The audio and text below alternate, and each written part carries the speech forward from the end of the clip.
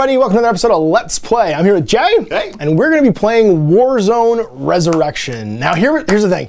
For me and Jay, this is a game kind of near and dear to our hearts because he played one more edition of Warzone than I did, but I played every edition of Warzone leading up to this. We used to play Warzone all the time.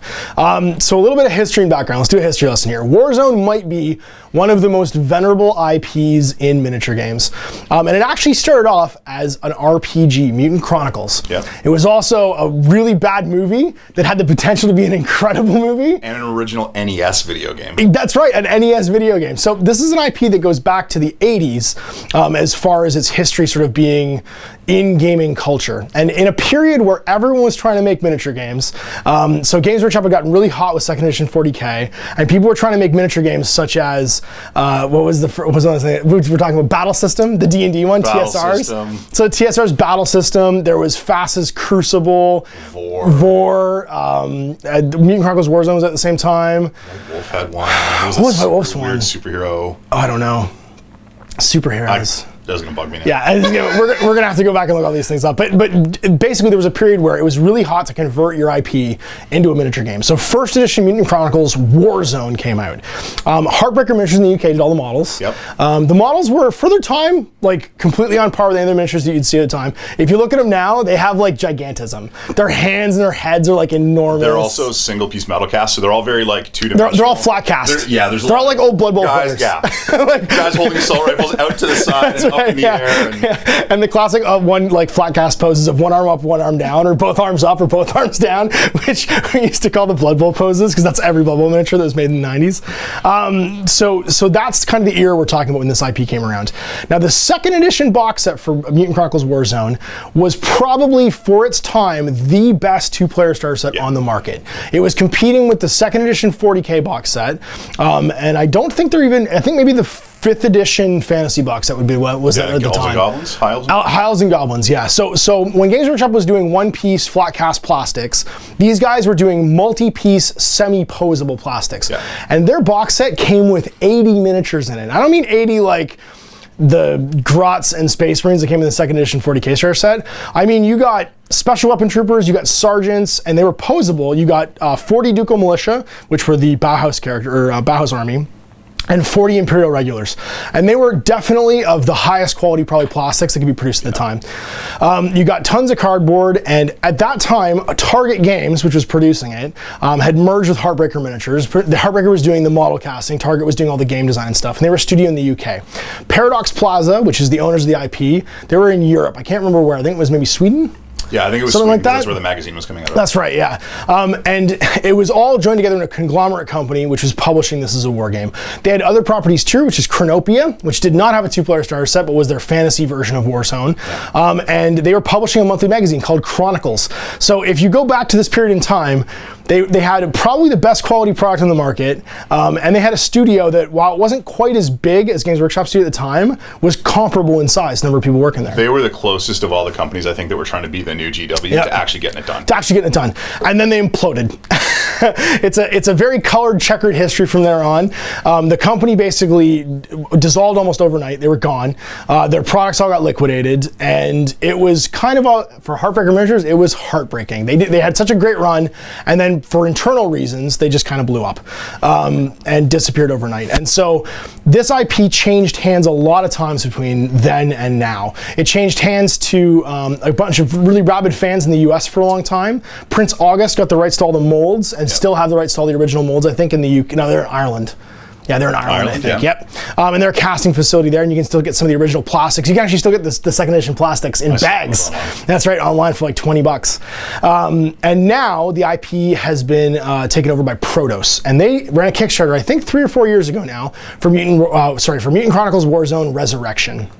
And this right here is the 2nd edition beta of that game. So they've gotten through, they got funded, they released miniatures, re-sculpts and new sculpts. Because one of the things that the previous kind of like handoffs the IP struggled under was they were trying to maintain the miniatures as they currently existed. So they were carrying forward all these old miniatures from the 90s that kind of failed to get a foothold because they did a really good job of, first of all, using next-gen technology to actually make good, high-quality, detailed miniatures. Yep. But also, after we talked about this earlier, after Kickstarter shipped, going back and based on the feedback they got from people, even updating those miniatures. That's right. So the starter set I'm playing with is actually the second version of the Bauhaus starter set based on the feedback they got from it.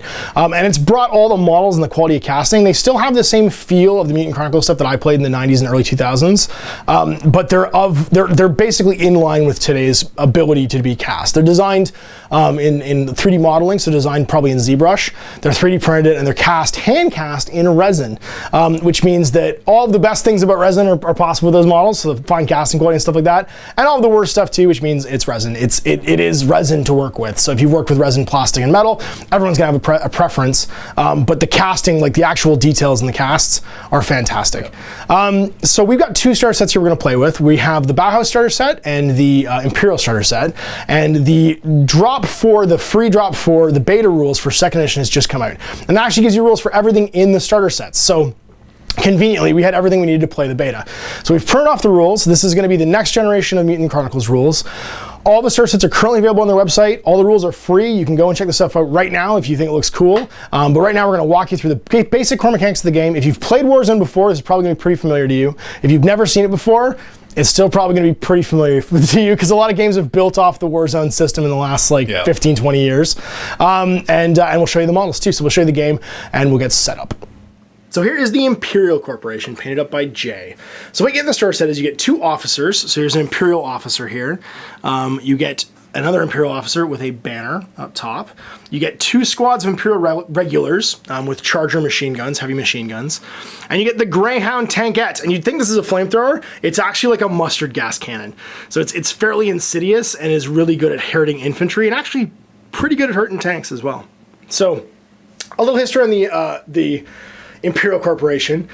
His sort of background in Mutant Chronicles Warzone is it takes today's society and pushes it forward 200 or 300 years. So Imperial is all of the Commonwealth, the UK and the Commonwealth sort of like future descendants. And everything that happens in Mutant Chronicles is kind of their fault. So much like in the Imperial days of England, they're off romping around the solar system, discovering things, poking stuff, and when they finally get all the way out to the rim of the solar system, they find this weird old structure, and they tamper with it, and that releases the Dark Symmetry. And the Dark Symmetry, and you have to understand, this is being written probably around the same time as the 40k background is being written. So while it may have some similarities, it's not actually derivative, because this is just their own take on a dark future.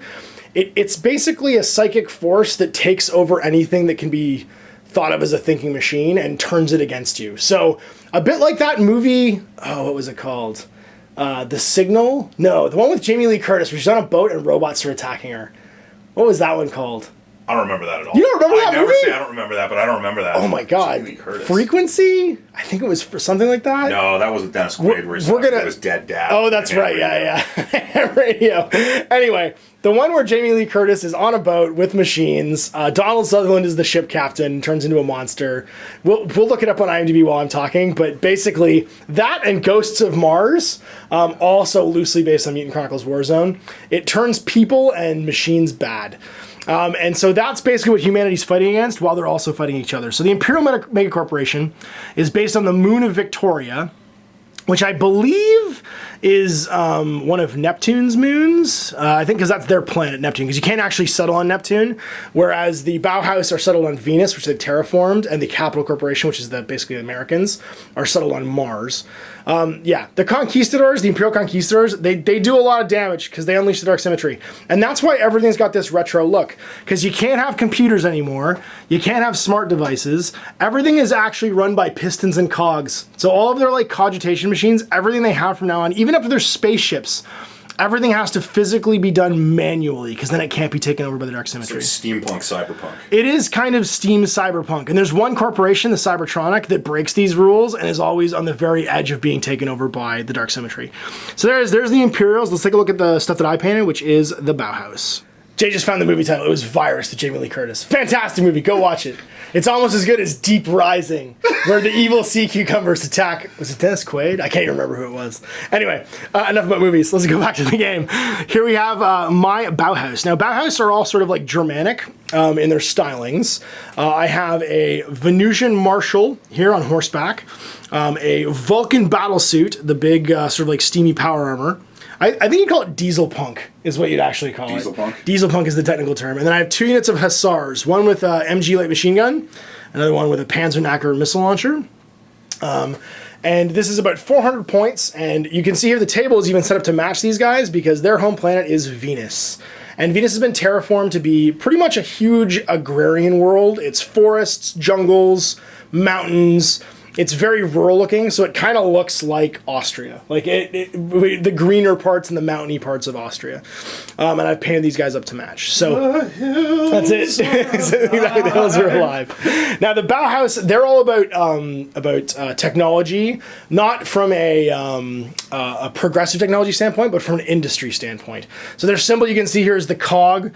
They like trains to run on time, and their whole thing is about sort of like machined perfection. Almost like fine German workmanship. That's right. Their craftsmanship is the best in the galaxy, and they represent that way in their army list, where they can buy lots of upgrades for guys. So you can upgrade your armor, upgrade your guns. They're all about spending their points on the training and quality of their soldiers, whereas the Imperials are more about quality or guys, quantity has a quality all of its own. Yeah, exactly. These guys are a little more about the elite soldiers and the high quality sort of like components that they have. So here's our print off of the betas of the rules. So there's some, I'm not going to go too like deep into the basic order mechanics because it's easier to show you with miniatures, but the general rules are priority. Whoever the active player is can turn what things are resolved in.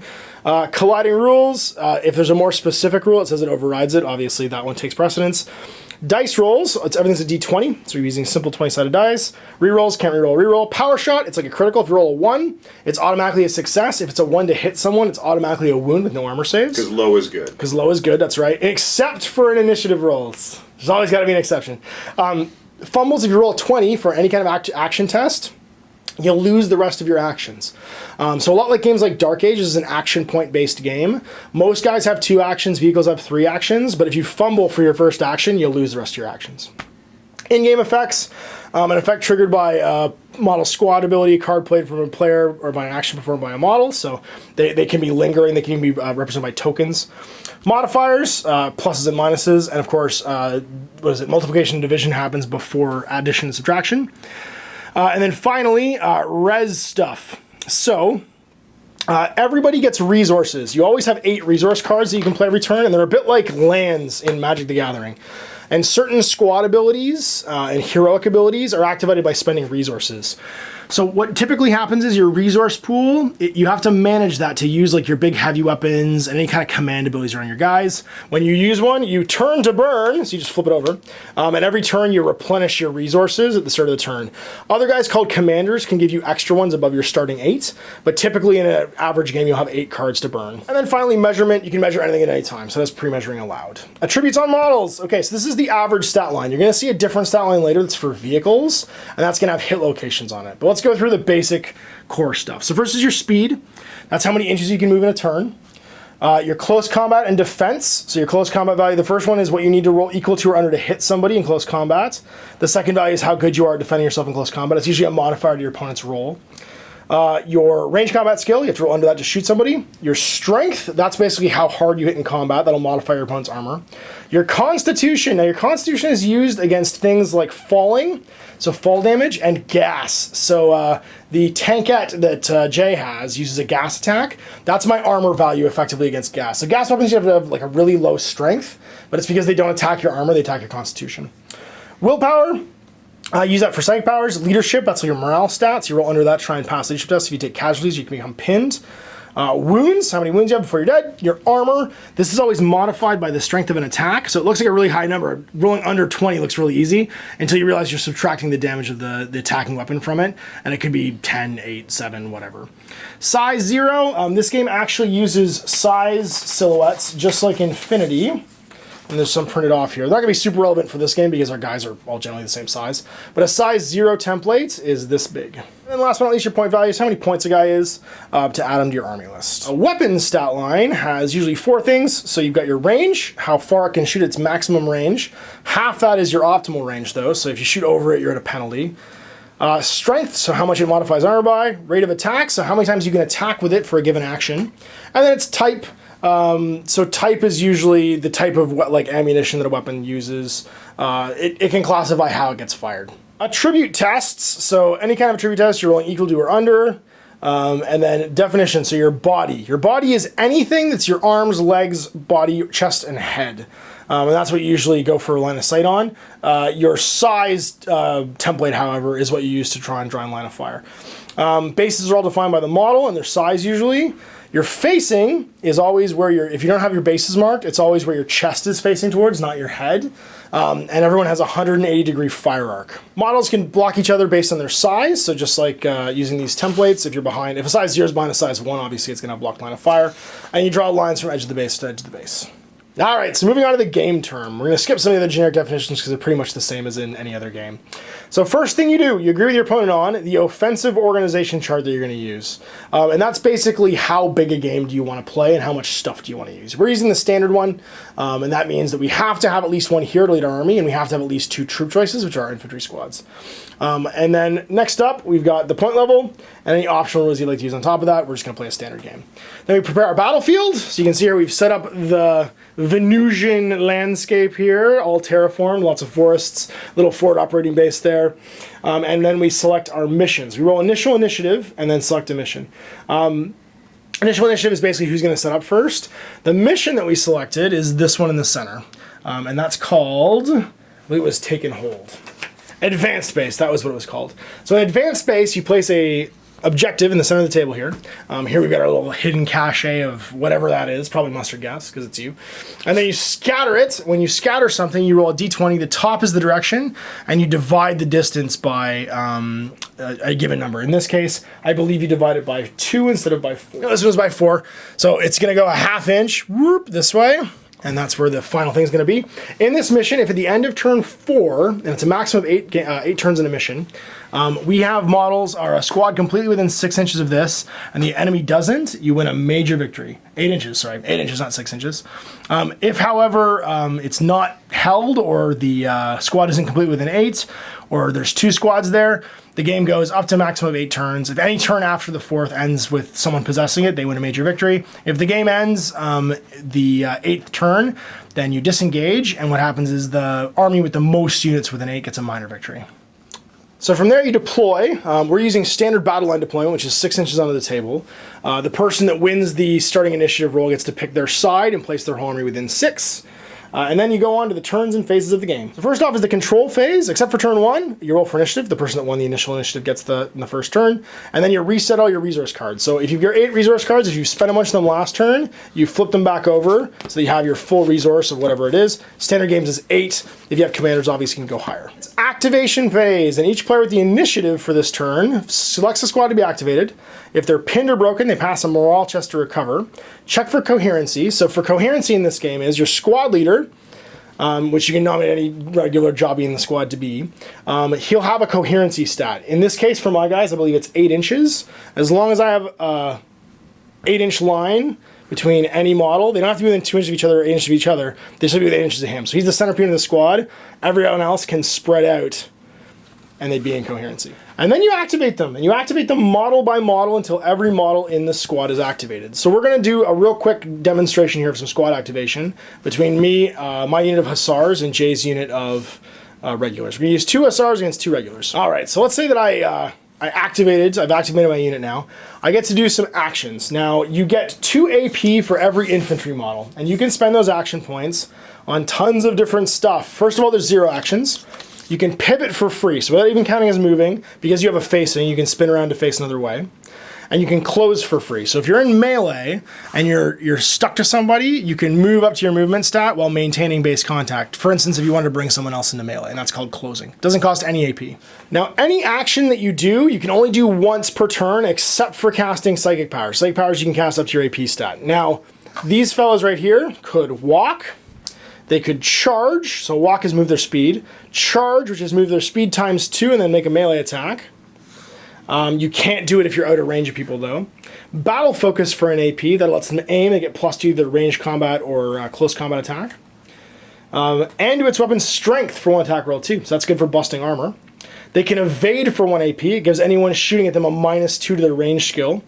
They can shoot with their gun, so make a number of shots equal to the rate of attacks of its gun. Make close combat action, so stab somebody. They can spot, so try to spot a stalking squad. So stalking squads are a sort of like a shifty movement skill. You can cast Psychic Power for 1 AP.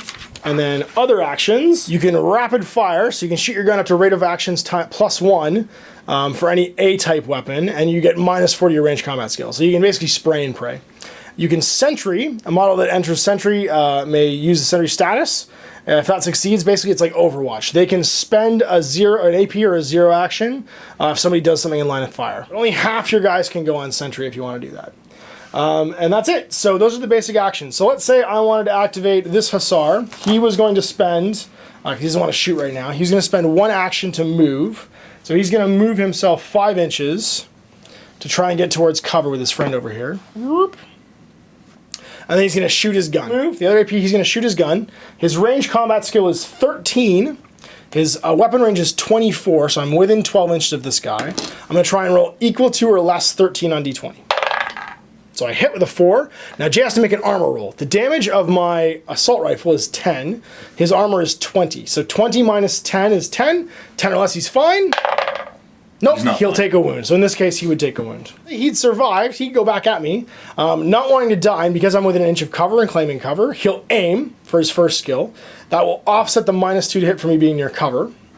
And he will get to shoot me at his full range combat. So range combat at 12, he'll hit me on, 12 or less. He does, and so likewise, my armor of 20 is reduced down to 10 by the assault rifle being 10. And I fail as well, and I'm gonna die. Now let's say, for instance, he wanted to shoot a different gun, because he doesn't just have an assault rifle here. He has an underbarrel grenade launcher, but this is a special gun. It costs a resource for him to spend. So he would turn to burn a resource card and fire his slightly better gun. Now you get different options there too. What can you fire with that? I have a smoke screen, so I can drop a smoke marker that reduces your ranged combat. I can fire a targeting flare, which increases the ranged combat of anybody within 2 inches, shooting within 2 inches of the targeting flare. Of the targeting flare, yep. Or I can fire a tracking beacon, which actually improves my ranged attacks by mortars and slinger mortars. Woo! So when other units are in this game, he can actually bring in mortars better with these guys. These guys have a lot of options, where when the first guy fires, he can increase the abilities of his squad. So he'd burn a resource card. Let's say he just wanted to fire a grenade here. You can just target the ground even. Doesn't have to target me. So you could do the targeting flare at my feet right here. We'd place a marker, which is a 30mm targeting flare, and he'd roll to hit. In the open, in half range, he's going to hit. So the targeting flare is here. And that would end his activation. So he could even aim and do it and be on 14. Or he could shoot it and then move afterwards. So he could move 5 and go hang out in cover. +2. The next guy to fire now could stand, aim for +2 with his ranged combat skill, and get an additional +2 from the flare. So in the open, you'd be hitting on 16 or less now with your assault rifle. Yay! Boom. Now the other option is, because the flare's there, he could open up with his assault rifle, rapid fire, and be at +2 -4. So he'd still hit on 10s with 2 shots instead of 1. So you get all kinds of options here when you combine things like your resource card weapons, your AP, and all the other various options that your squad has to have a firefight. Now vehicles operate slightly differently. They get 3 action points instead of the 2 that infantry have, and they have their own whole different stat line. So the first thing you have is you have hit locations. Whenever you shoot at one, you roll random locations. So when a 1 to 10 hits the body, 11 to 14 hits weapons, 15 to 18 hits drive system, like your legs or your tracks, and 19 or 20 hits your engine and your core. And they all have different stats. So for instance, my Vulcan battlesuit, wherever it gets hit, it has different wounds and different profiles. So the hull is armor 28 and 4 wounds. The weapons are 27 and 3 wounds, the legs are 27 and 4 wounds, your engine is 27 and 3 wounds, and your rear armor facing is a stat that tells you what your armor is if someone shoots you from your rear, so you're back 180. It's actually easier to usually get through your armor in the rear. Just like regular models, they have a size and a points cost, and all their other stats are the same too. So speed, close combat and defense, range combat skill, willpower, and leadership. So they're basically the same as a regular guy, with the exceptions of their hit locations. I can actually buy squads of these Vulcans, and they can all be within 10 of each other as well. Now because they get 3 actions, they get different actions that they can do. So the first thing is, they have to make pivots. They can't just pivot freely during moves, like an infantryman can, and how fast they go determines how many pivots they can take and how big those pivots can be. So a tactical move, you can go up to your speed value, so in this case it'd be 5 inches, and make one 45-degree pivot allowance. So he can go 5 inches, pivot up to 45. He could pivot up to 45 and go 5 inches, but he can't just turn on a dime. You can spend 2 AP to make a combat move, so up to a 90-degree turn, you can move twice your speed because you're moving faster. Full throttle, 3 AP, you move 3 times your speed value, and you can turn up to 180 degrees, so you can be all the way turned around basically at the end of the whole thing. Finally, if you go full throttle, you take an automatic hit, strength 18, on the 15 to 18 hit location. So you basically are pushing yourself too far, and your motive stuff, your tracks or your legs will take damage. You can ram, so you can ram into stuff. It's a combat move.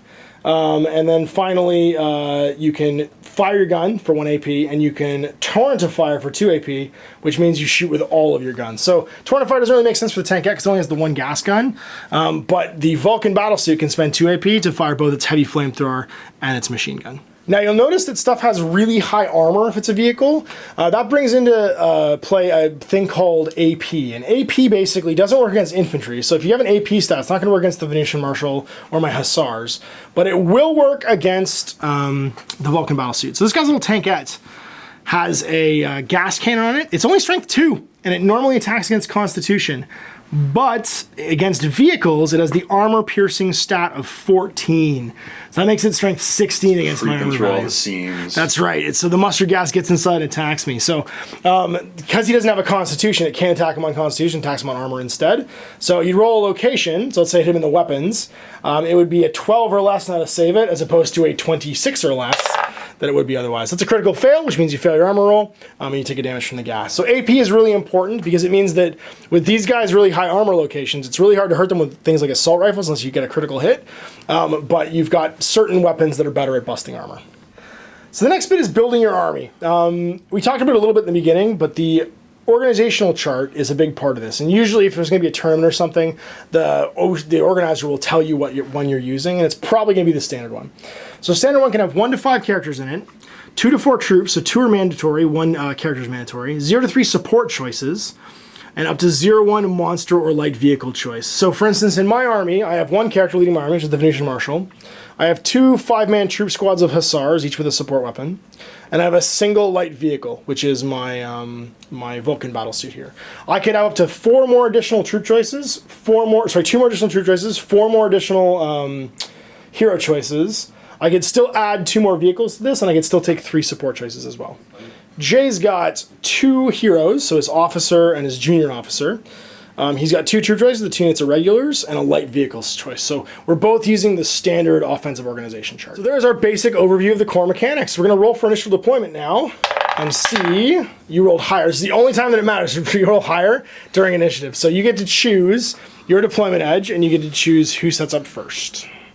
Jay's going to set up within 6 inches of this side over here, and we'll show you where he deploys afterwards. So now, while we do our thing here and he deploys, remember this central objective here is the only objective in the mission. The game lasts 8 turns, and if at the end of turn 4 either of us has a squad completely within 8 inches of this and no enemy squads, we will win a major victory. So we've got the Imperial regulars with the Charger, Bannerman here, the other Imperial regulars, the officer, and the tankette on the flank. Now we're going to go through the special abilities the officers have and the other guys have as they come into play. We're not going to go over them in the front. But that's the basic deployment for you. Now I get to deploy my army within 6 inches over here. So I'll deploy within 6. Now what's important about my Marshal here is he gives one of my Hussar squad the max ability, which allows them to deploy using Infiltrate, which means I can deploy up to half of the board, not within 8 inches of the enemy or 12 inches of the deployment zone. So I deployed my Vulcan over here because he's kind of fast. I've got my Marshal leading my unit of regulars, and then I've infiltrated using Max this unit of Hussars. Sorry. So I've got one guy hiding behind the woods over here. This is the unit leader. I've got a machine gun over here. This fella's hanging up in some difficult terrain. This guy's on top of the boxes. Everybody deployed. Jay is going to get to go first because he won the initial initiative roll, and I didn't know that, which is why everyone here is deployed in cover. All right, so we're going to activate the first squad of trenchers. And their NCO is in deployment range with them, so he's actually going to activate with them. He's going to be part of their team.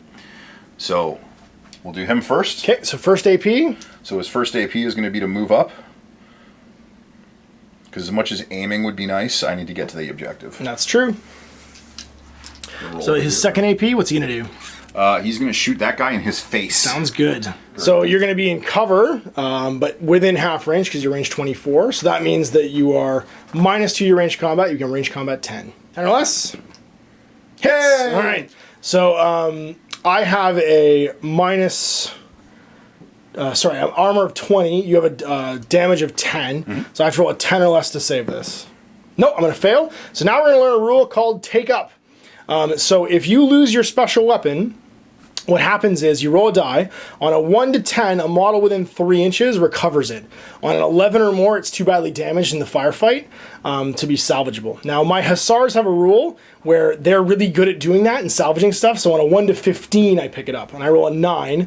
So I'll replace him with the machine gun. Whoop. And we're good. Next regular is going to go. Regular number 2. Gonna move on up. And then he's going to try and shoot your guy with the machine gun. Again? All right, go for it. So once again, half range, butt cover, -2, so you need a 10 or less.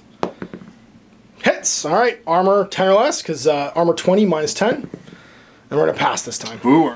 Okay, so we're going to move him up. Moving 5, is he speed 5? And then he is going to fire his grenade launcher. Right there. That probably looks good. Okay, so now you got to flip a resource card, because it costs you a resource. You have to turn to burn a resource card to do this. Boop. And now you're going to need a 12 or less because you're just picking a spot on the ground and firing a token there.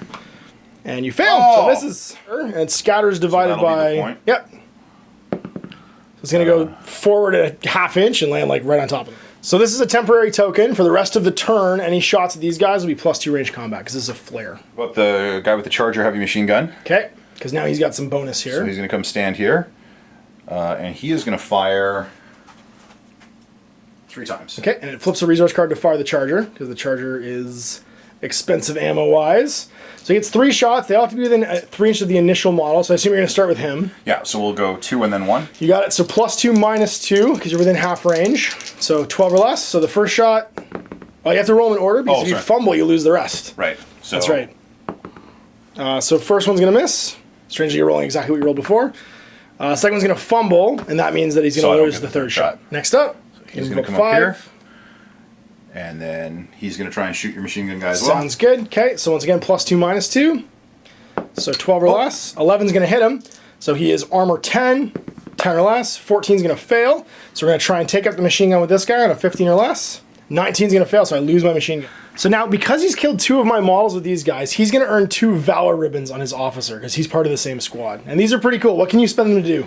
All right, so there's 6 different actions? Yep. So, and they cost different amounts of ribbons. So for 2 ribbons, I can yell, "Move it, you lags," and the squad gains an extra point of movement. And he'll have to activate first to do that, though. Correct. Yep.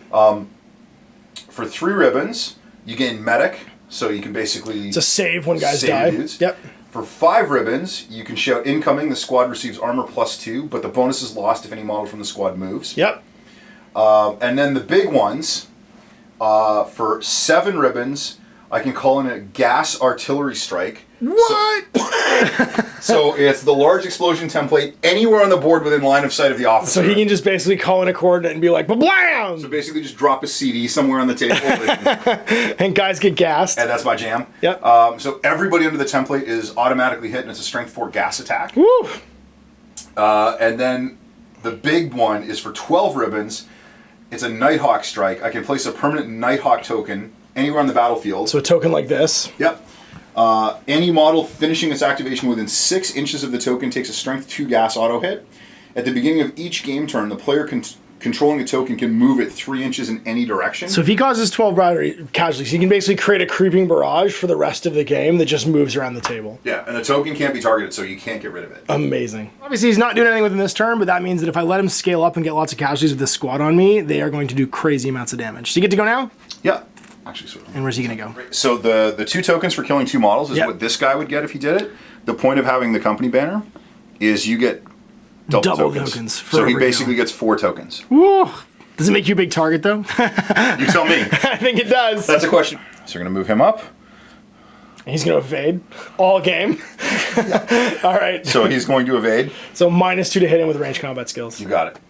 All right, well, I think it's time to do some terrible business against you, and that means aiming and shooting for the most part. So the first thing I do is check coherency. Everybody's still in coherency of the middle guy, because luckily he didn't die. which means nobody has to move into coherency, because otherwise the ones that are out of coherency would have to activate first and move into coherency. I didn't take 50% casualties yet, otherwise I'd have to make a pinning test and a morale test. So I can just activate a model and start on my merry way. So I flip one resource card, and now half the models in my squad can use their underbarrel grenade launchers. So I'm going to use him. His first AP he's going to aim, and his focus shot. His second AP he's going to fire his underbarrel grenade launcher at that front regular. So +2 to hit for aiming, -2 to hit because you're over half range. So I'm hitting on a 13 or less. 16 is going to fail. Okay, so it's going to go, divided by 2, 9 inches over here. Kaboom, and do nothing. So this fellow's going to do the exact same thing, aim and fire, same target, peeking around the corner there, so he needs a 13 or less.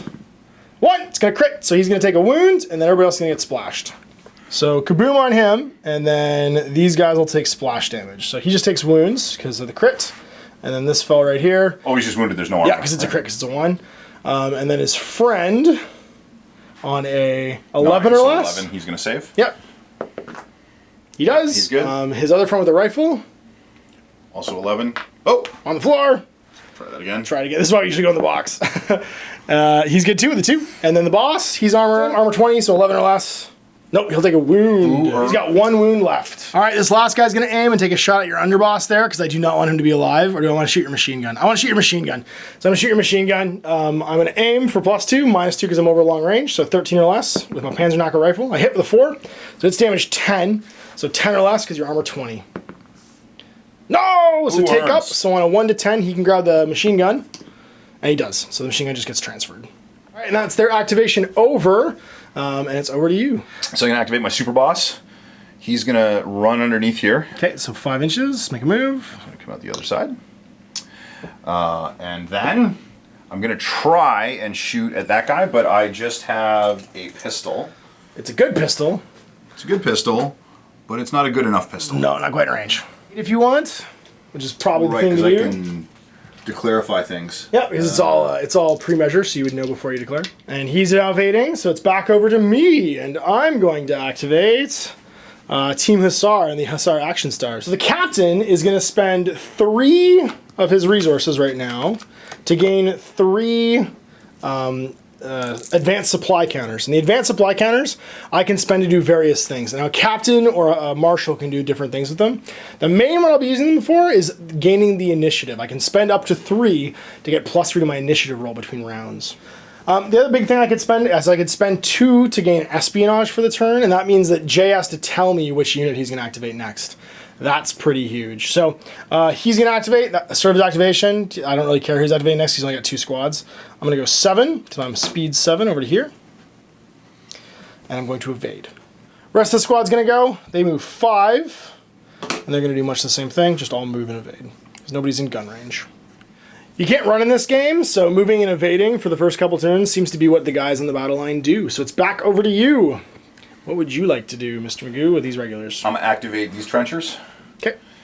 They're going to advance up the Jurassic World action playset. Oh, and are they trenchers? They're actually trenchers. They're trenchers.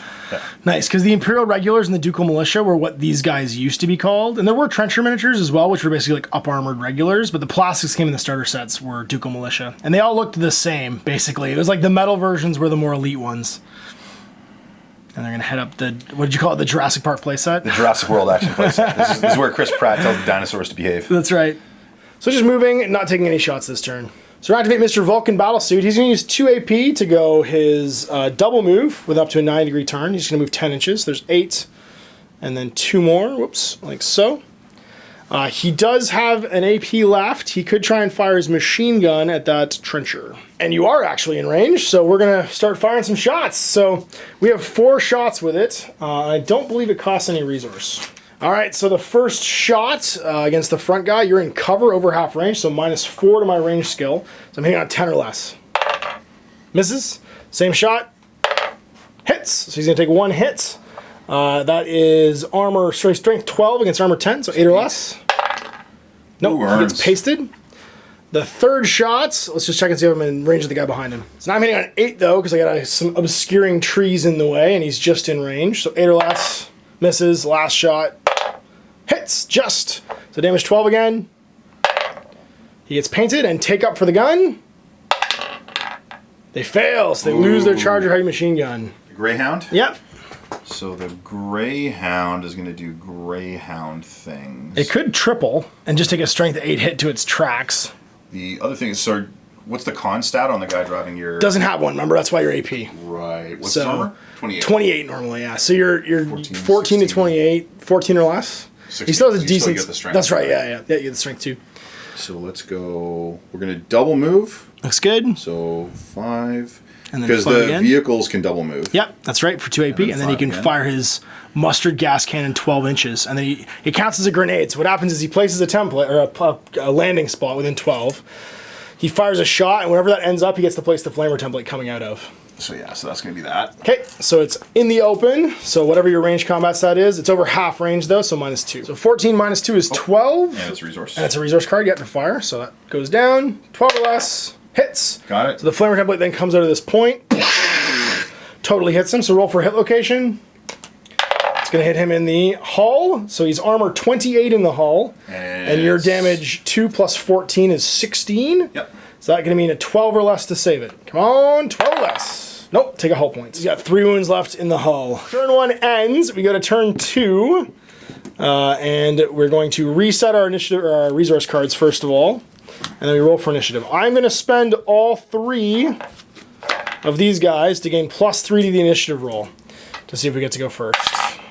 14. Ha! Didn't matter. I get a 5. So it's over to you. You get to pick a model or a squad to activate. So we'll activate this squad again. Trencher's going to trench. I'm going to check, but I'm pretty sure I'm... Oh, I am just outside of 6. Boo! All right. So they'll activate. So first up, we'll move... Oh, that's end of turn, right? So... Oh, that's gone. Yeah, that's gone. So it's gone? Turn. Whoops. That's a temporary token. So first up, I'll move... And flare. Do I want to now? Oh, they are so relative. That's your boss, right? That's the squad leader, so they'll be out of coherency if you kill him. Okay. So I'm going to move up, and then I am going to flare him. Sounds good. Putting the target spot for the flare right there. So I'm looking for a 12. So you're looking for a 12. Now, you are not over half range, but you have to spend a resource card to do it, because it's a grenade launcher. See, I don't like spending the resource cards, because every time the power station goes away, I feel bad about Robert Palmer. I feel like I'm not as addicted to love as I want to be. Alright, 12 or less. Lights on. Hits, so cranks it right there. You are home. Within 2 inches.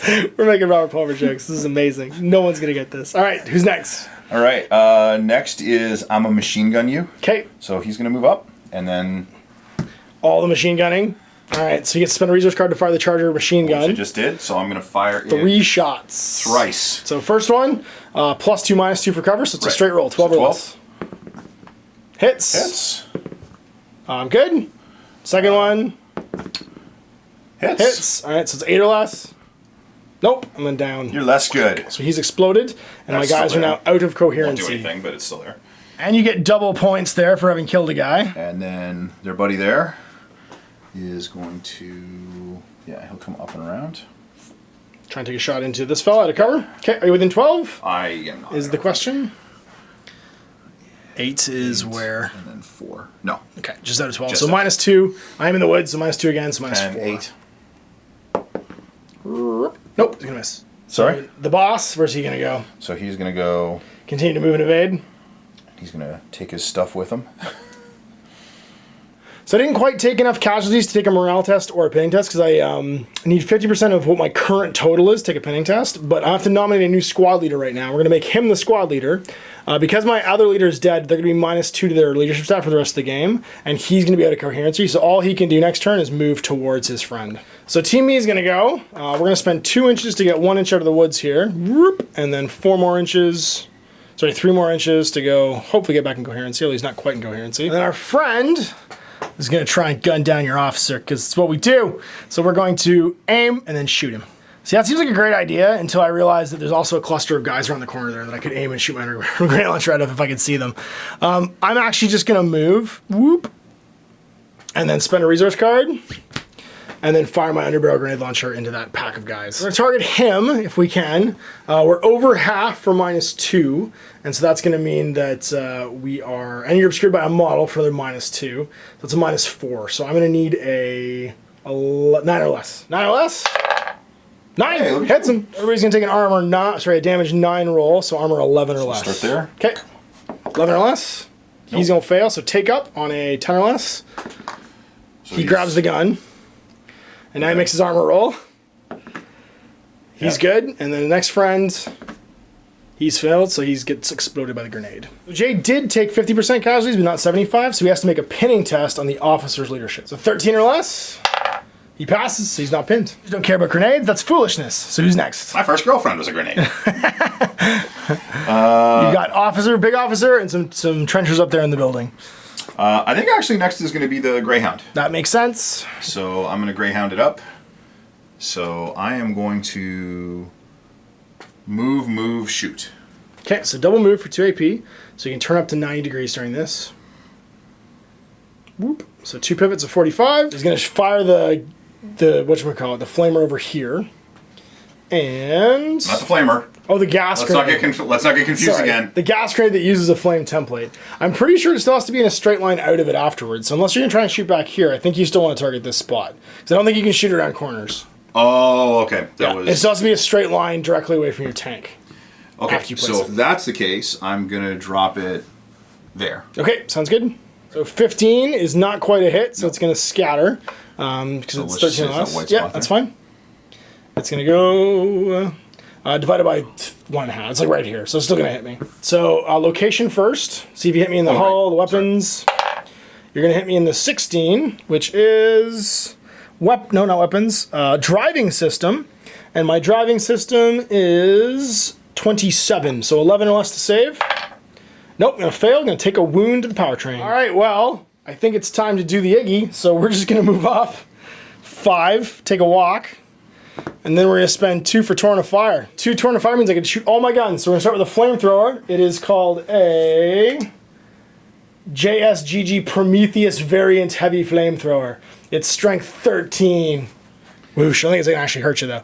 So right there. So what's the location it hits? It hits the 16, so the powertrain again. So 14 or less because your armor 27.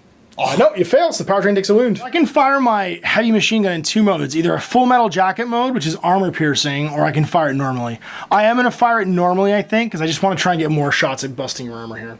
So 4 shots, you are in half range, so I'm just hitting on a 14 or less. So the first one hits. It's going to hit you. The second one hits. The third one hits. The fourth one hits. All right, so 4 different locations. Let's see where you get peppered. 1 in the body, and then everything else is the powertrain again. The body first, strength 12. And armor penetration? None, because I'm not using the AP mode. I'm just using 16. Mode. So this 16 is the body. Whoa, take a wound to the body, and then 3 to the powertrain. And I've only got 2 left on it. 15 or less. 13 was the strength? 12. Oh, 12, I'm sorry. Yeah, 15 or less. Take 2. So the powertrain is destroyed. All that means is you can not move or pivot anymore. So his powertrain's gone. So I've shot the tracks off of it, and it has 1 hull point in its hull left, and it can't pivot anymore. So basically, it's just sitting there gas grenading me. Super officer's going to go, yep. So he is going to go 5. Try and kill this last Hussar. Yeah, I'm going to shoot at him. Cool beans, I'm in the open. So you've got range combat. You're over 6, though, which means -2. 14 or less with his pistol. Oh! 19. Marshall's going to go. He's going to lead his squad to victory, I hope. And they're going to go, he's going to move 7. So he gets a move of 7. Sorry, before I do that, I'm going to spend 3 fabric again, 3 resources, to gain 3 resource tokens. And we're going to move up 7 this way. Like so. Not into your boss, into your trenchers in the back here, because they're all I can see. He has an ability where he can spend a resource card to get +1 rate of fire, rate of attack, sorry, and +1 to his damage with the death bolt shots. That's what I'm going to do. So I'm going to get 2 shots. First one in the front guy. I am range combat 15, -2 for range, -2 because you're in cover up there. So that's going to be a grand total of 11 or less. So the first one hits. Second one misses. So the front trencher there, he's going to take a damage 11 hit right now. Is that with your +1? That's with my +1, yeah. So 9? 9 or less. That's good. Now it's Hussar clock. They're going to move up 5 and evade. We're going to move up 5 and evade. 5 and evade as they just follow the boss to victory. 5 and evade. And then this little guy, he's going to move 5, and he's going to fire his missile launcher. because this is what he does. So you're over half range because you're over 12. You're in cover for another -2. So I'm minus 4 total. And then this guy gets a rule where he gives a +1 range combat to everyone within 6 inches of him because they're afraid of it. Nope, no resource cards to fire this one because it's only rated to fire 1. So 1 at -4, you get 10 or less. Hits. So it is armor piercing 5. That makes it strength 18. Where does it hit you? In the hull. So strength 18, armor 28, 10 or less. 27. Oh, 27, so 9 or less. Nope, he's destroyed. So when you go to 0 damage, you're left as a piece of terrain, and then you become destroyed. 0 damage in the hull, sorry. So it's on fire and blown up. Last squad trencher is going to go. So, number 1, and then he will shoot at your Ducal Militia. Ducal Hussar, that's right. So he's in the open within 12, so you need a 12 or less. Straight shot. Cranks him. Armor 10 or less, because you're strength 10. Nope, he's dead. Yay. So we're going to promote this last Hussar to be in charge. Moving up with number 2. Who's he going to shoot at? I don't think you can see this fella, but you can Horsey Man. Definitely see Horsey Man, that's right. Open but long range, so just -2, so 10 or less, you can hit him. Crank him. Die, Horsey Man, die! Damage 10. So Horsey Man's armor is 22, I believe, because he's pretty scary. Yep, 22. Hey! 14, gonna fail, take a wound. He's got 2 wounds left because he has 3. His last bit. So, same shot. Okay, same shot. So again, you're looking for a 10 or less, -2 for range. Cranks him. Oh, 12 or less. Take it. And that is turn. Things are getting dicey in the middle, so we are going to go to turn 3. We are going to roll over our resources back to 8. I'm going to spend all 3 of my supply tokens to gain +3 to the initiative roll again. So we both really need initiative here because things are ready to get dicey. Oh no, I got a 5 again. You get a 13. Right. So I'm going to activate Mr. Charger gun. Activate the charger. Yep. Ready, steady, fire. Okay, so he's going to aim. So +2 is range combat. I'm in the open and within 12. You spend a resource card to fire it. Yep. And I'm going to shoot you 3 times. And you're going to shoot me 3 times because if you kill me, Mr. Flag Guy is going to call in some air support. So you go for it. Kill your horse That's after it. this. Go. Hits. Sorry. Hit. Yeah, it's 12. Second one. Hits. Third one. Uh-oh. Yeah, it's the end of Platoon over here is what it is. That's 3 armor saves from Willem Dafoe over there. All right, Willem Dafoe, you can do this, buddy. So damage 12 against armor 20, 8 or less. Dead. First try. Puts you at 8 because you killed him. 9 now because you're activating within 6 inches of your boss. No, so you get a bonus. He gets that bonus. Oh, he gets the bonus, not him. Got it. So I'm going to activate him. He's going to move. So he can see people. That's right. And then he's going to give away all but one of his tokens. Call in some air support. Or 6. Is it 6 or is it 7? I think it's 7 for that one, 12 for the other one. Yep. I need artillery now! Get me the artillery. Oh man, this is going to get bad. He still has his wound. He still has that, but he's not evading anymore. Yep. And he's going to call artillery on somebody he can see. Is over. Yeah, so it's anything he can see. It's probably going to be him. Horsey is size 2, which makes him almost 3 inches tall, so you can definitely see Horsey Man for artillery strike. So I'm going to call in an airstrike on him. Place a template anywhere on the board. It's a large blast? So it's not a hit, it's just, it scatters automatically. Yeah, so it's a large blast. We put it over top of this guy, and then it just scatters automatically. So D20 divided by 2. Divided by 2. 15 divided by 2 is 8. Uh-oh. So it gasses this wood right here real good, and that's about it. Oh, what a play that would have been, but unfortunately the artillery was off. That could have been the TSN turning point. That absolutely could have been the TSN turning point. So they've activated now, so it's back over to me. Well, let me introduce you to old Lovebot over here. He's going to go 45 degree turn, spend 1 AP to move 5. So 5's just going to put him peeked up to this, not quite in it. You got to be in it to win it. So... And he's just going to spend 1 more to fire his machine gun into everyone. So we're going to start by putting shots into Bannerman. So actually, I'm going to spend an AP to aim. Oh, no, I can't aim because I'm a vehicle. So I'm just going to shoot. So, yeah. So 4 shots starting on him. We're trying to put 2 into him, but we'll see how we do. So first shot into the banner, -2 for range, so 12 or less. Misses. Second shot. Hits. The second shot hits him. We're going to go again into him. Third shot misses. Fourth shot. Hits him. So 2 hits on Bannerman, and we'll see if he saves it. Damage 12, so 8 or less. Nope. He fails it twice, and he gets blown to pieces. It's not that the marshal's just like, he's got a radio, get him! Mr. Regular? So these guys have a sudden need to get off the Chris Pratt action play set because somebody's going to move towards the objective. It's true. So he's gonna go. Well, you just look at this. No, you just need the Charger to get over there. You're fine. Oh, Charger right, can go over there and hide behind this. Yeah, he's a squad. I forgot he's a squad. He's a squad of 1.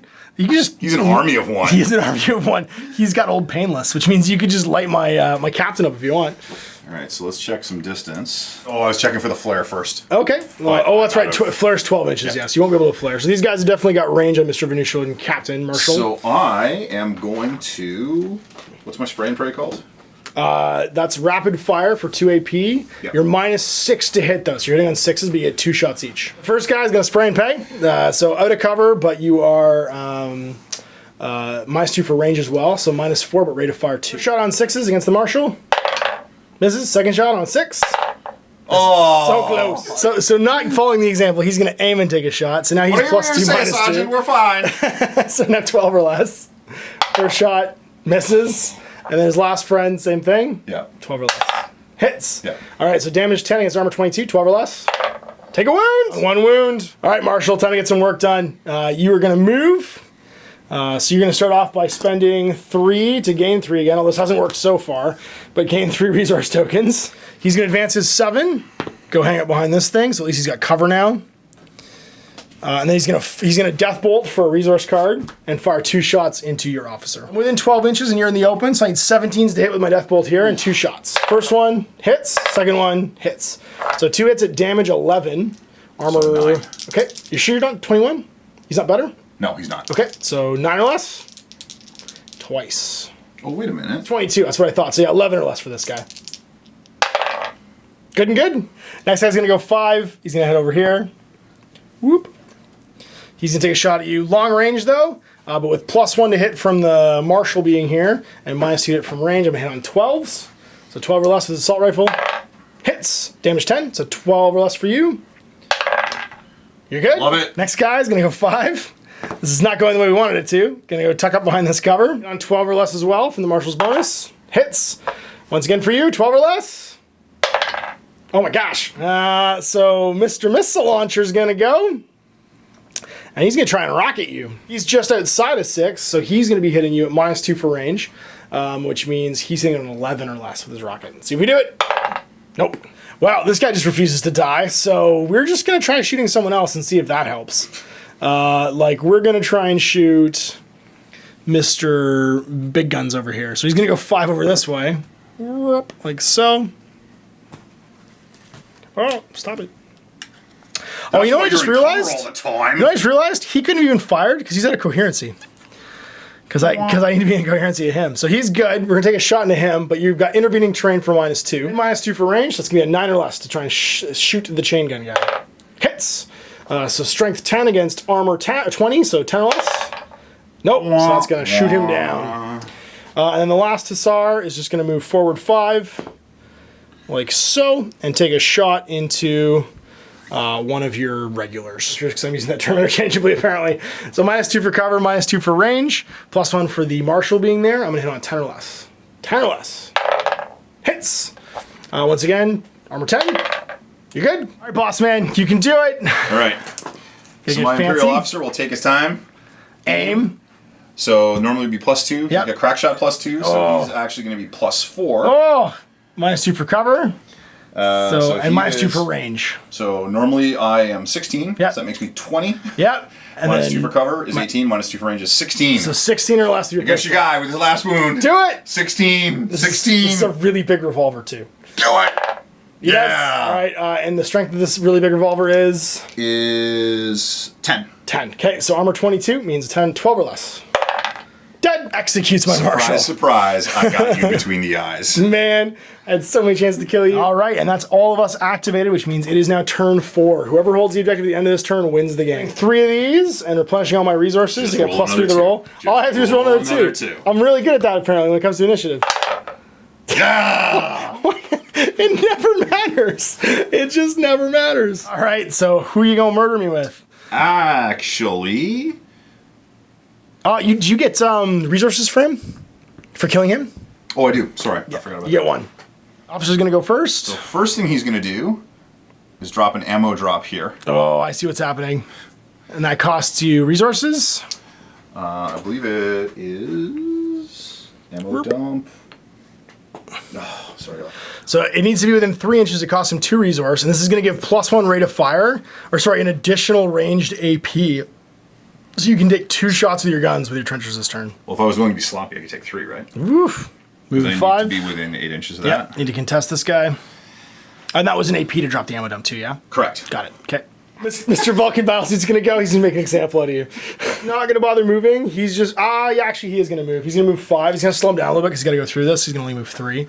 Is it like British gangsterisms? Can I start yelling, "Yo, it's tea time, son"? I don't. Maybe.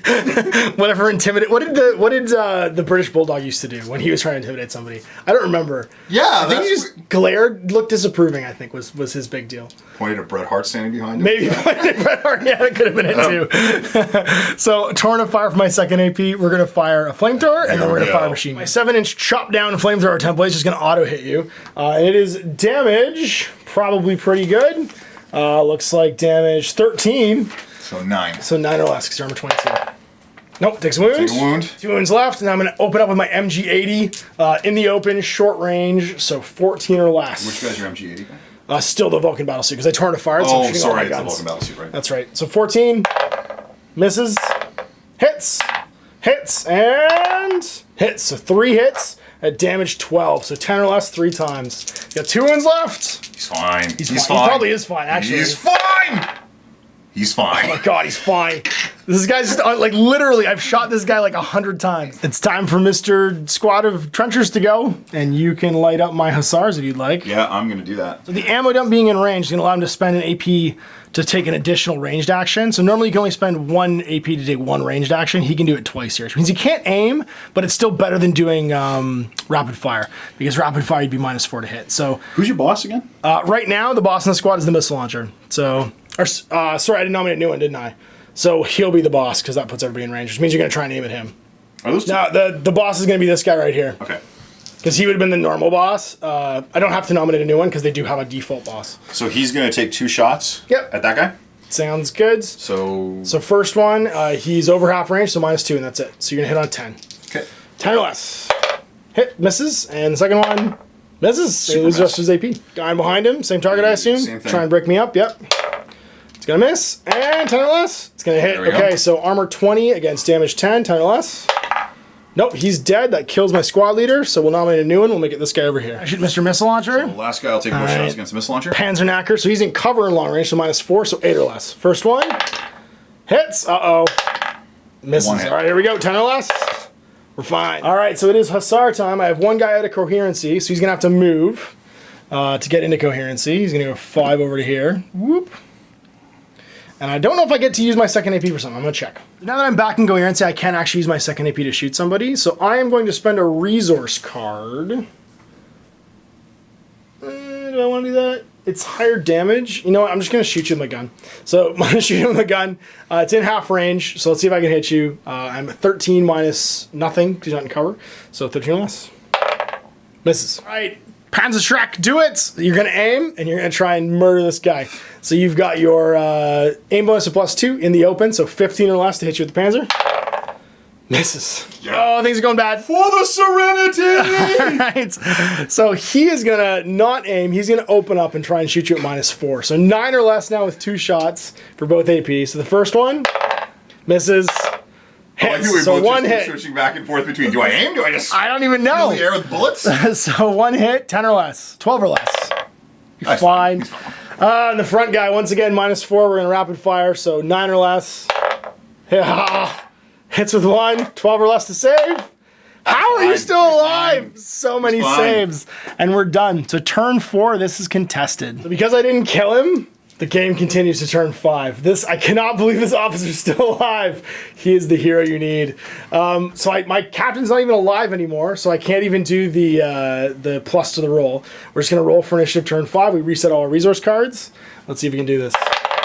Yeah, for once. That's you. All right. You've got one job here, buddy. So we're gonna torn a fire. We're gonna shoot all of our guns into this fool. So fool! Flamethrower first. Dan, ticka, dan, ticka, dan, ticka, dan. All right, so here we go. You've got 13, so 9 or less. You can do it. Yeah, he takes a wound. All right, and then 4 shots from his MG80. So in the open, short range. You've lived through this once. Let's do it again. We're gonna hit you on 14 or less. First one misses, hits, hits, hits. All right, so 3 hits, damage 12. So 10 or less 3 times. Can't believe if you do this again. You have 1 wound left.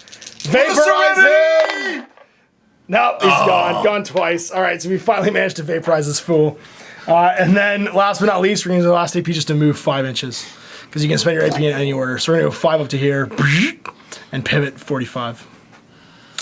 And that's over to you, but you have no guns this turn, so it's all moving. Right. Ammo dump, they don't get to fire, they get the reload skill for this turn, which means they're busy reloading their guns. I guess they could technically fire their grenade launchers, but they don't do any damage. Yeah. Cleverly, these guys are within 12 already, so he's just gonna spend 2 AP to do the sentry skill, and the sentry skill allows him to interrupt or do gunshots before my action goes next turn. So now that they're sentried, they can't fire this round, but they can just hang on to it while I advance. So we're gonna advance the Hussars a little bit. We're gonna move up 5 with this fella to this corner. So the other thing I should let you know too. So now what's cool here is I could try and shoot him, or I can actually just shoot this token. Because if I blow up the ammo dump, everything nearby gets damaged. I'm not really sure I'm gonna do it with the assault rifles because it's gonna be hard to hurt, but I might try and do it with the missile launcher. So let's do the first assault rifle shot. We're gonna shoot this guy up front here. He can't shoot back right now until next turn because he's sentried, but he has no bullets in his gun. So I am going to be shooting at -2 for range, -2 for cover. So I need a 9 or less. It's gonna hit. Damage 10 against your armor of 20, so 10 or less for you. You're good. This fella's gonna go. He's gonna move 3. Just going through the terrain a little bit. Gonna take a shot at the far guy because that's what he can see. So hitting on a -2, -2, so about 9 or less. 13 goes down by 4. I hit you. So 10 against 20. You're fine. The squad leader moving up his 3. Whoop. Like so. Shot against the same elevated guy up there. So 9 or less. Range and cover. Misses. And now Zapanza, Shrek, is going to move 3 inches just through the rough terrain. Token. So it is in the open. Long range. -2. I need 11 or less to hit it with the Panzerknacker. Gonna hit, actually. And it is armor piercing 6. Okay. So it becomes... 18. And then the strength? Let's just look. So armor piercing 5, so it's 18. So damage 24, or armor 24 against 18, 6 or less. Okay. And it does critical force 2. Nope. Critical force 2 means it takes 2 wounds, it has 1 left, takes another one, explodes. You're contesting it, even though I'm within range. So we go to turn 6 here. We reload our resources. That's another initiative roll to see who goes first. 11? Oh, you're going first. It's back on. You can just ignore your sentry right now and start shooting. Time to take some shots. So, far guy is going to take 2 shots at the Panzerschreck. Okay, so it's far away and in cover, and that's going to mean that it's -4, so that's going to be 8 or less. First one, misses. Second one, misses. Put 2 shots into him. Okay, it's 2 shots into him in cover and range, so -4 again, so 8. Hit. Crit, he's just dead. Oh, he's dead. Okay. Second shot, within 3, you can shoot him. Oh, then I will. Crit, oh my gosh, just dropping rocks. That's an immediate pinning test. They don't have their original squad leader. Which means that they are -2 leadership. So 15 becomes 13, 13 or less. We are pinned. This guy gets to fire. He can see the Sure can, yep, so -4 again, 8 or less. Nope, and hits. 10 or less. We're good. Pin means I can't move at all or shoot, but I get bonuses to my armor. Well, my robot can just also walk up and kill you. And I think my robot's just gonna do that. He's gonna move up 4, or 5 rather, and then pivot. So whoop, and then shoot you. AP was moved, second AP is gonna be torn to fire, so flamethrower first. I can hit all 3 of you. 7 or less for the left guy. Yeah, he's fine. He's good. Next guy, why? He's dead. Last guy. He's good too. Oh my gosh. All right. And then 4 shots with my machine gun. Once again, you're in cover, but I'm in short range, so it's going to be -2, so 12 or less. So on the left guy, 12 or less. Misses. Hits. On the right guy, 12 or less. Misses. Hits. So they each take 1 hit, damage 12. So 8. 8 or less on the left guy. Yep. Oh my gosh. And the right guy. He's dead. There's 1 guy left. All right, so that's 75% casualties, though. That's a morale test, and your leaders, you are the leader, actually, because you have the grenade. Yep. Which means it's whatever your morale is. 13, he is pinned. Actually, sorry, that's morale, which means something else happens. When he breaks, he's going to go speed ×2 towards the board edge. And then you have to make a recovery test to start the turn, but that puts them outside of 12 the objective, which is now held by my big robots, and that's going to win the game for Bauhaus. So there you go, a look at Warzone Resurrection, the 2nd edition beta, and a brief history lesson. I guess maybe not super brief, I talked for a while. No, we went on for a bit. About the Mutant Chronicles IP. If you want to check out the movie, it had such a huge cast, it wasn't even funny. It had Thomas Jane, John Malkovich, Ron Perlman, the girl that played Miho in Sin City. What's her name? I can't remember. Like a ridiculous cast, and like one prosthetic crab arm that got stabbed into everybody at the same time. It's like one prosthetic crab arm and a green screen that they just shot in the dark. It's like, what are you doing in this movie? You guys were you friends with the director? And it's not. It's like, I don't know. It's not. It's loosely based on the Mutant Chronicles IP. I think probably the best Mutant Chronicles movie we've had to this point is still Ghosts of Mars. Ice Cube. You can't go wrong. Ice Cube. You just can't. You can't. Ice Cube is fail. Mitch Hunter. It was Ice Cube as Mitch Hunter. I thought he was Big Bob Watts, but I could be wrong. And then there was also what's her name from Natasha Henstridge. That's right. From she played Mystique in the original X-Men movies, and she was in Species. But she wasn't Mystique. But she wasn't. That was Rebecca Romaine. Oh, Rebecca Romaine. I get them interchangeably confused. Apparently, she was in Species. Was she something else? Mimic. She was something else. She was in some other horror movie. Mimic and Species, 2 different movies. I don't even know anymore.